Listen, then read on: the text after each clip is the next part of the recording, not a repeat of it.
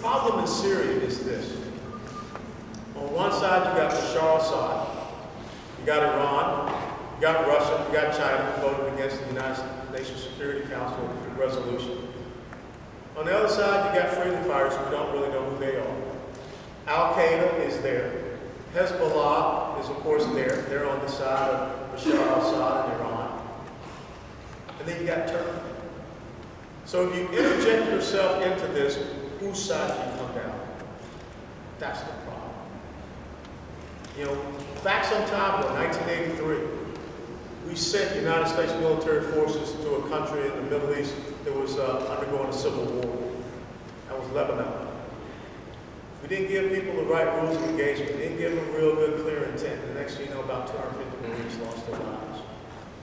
Because the guards at the barracks were told that they could not have a magazine in their weapon.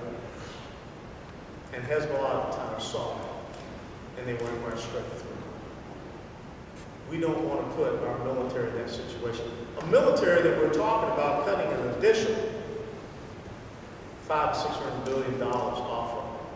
So you're going to have the smallest Army and Marine Corps since 1940. You're going to have the smallest Navy since 1915. You're going to have the smallest Air Force since we created the modern Air Force. And then you want to throw them into the hornet's nest? You know, this past week I attended the Army Aviation breakfast. And on either side of me were some pretty special individuals.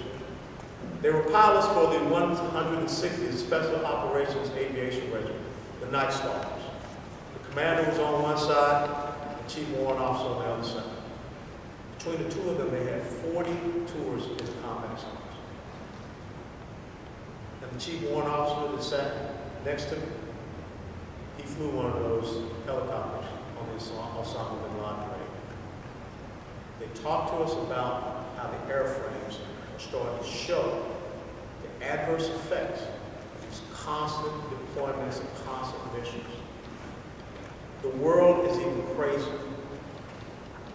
The Muslim Brotherhood now controls Egypt. And for the first time in 35 to 40 years, we're now seeing terrorist attacks that are being launched out of the Sinai Desert. So if you have not paid attention, the Israelis have called up reserve forces to go down on their border with Egypt and in the Sinai, and they're now building a fence as fast as they can. Because that peace accord is being pushed aside. As well, they're very concerned about the pressure on the Golan Heights, so they put a reserve forces up there to protect along the Golan Heights. That's our best ally, and yet we put them in an incredibly bad situation. And I have to tell you, once again, short-sightedness. When General Austin asked for 10 to 15,000 residual force troops to be left in Iraq, this is why he wanted them. To put them along the Iraq-Iranian border, to put them along the Syrian-Iraqi border, and to put them up with the Kurds in the north to protect them. There is no residual force. Now you have Iran and Syria. Now you have no ability for us to influence the situation that's going on. You have a very bad axis that's developed. And something else that I learned today, thanks to the Consul General, there are over 150 declared diplomats from Iran and Venezuela. Now let me put that in context. The Israelis have 10 diplomats in Washington, D.C.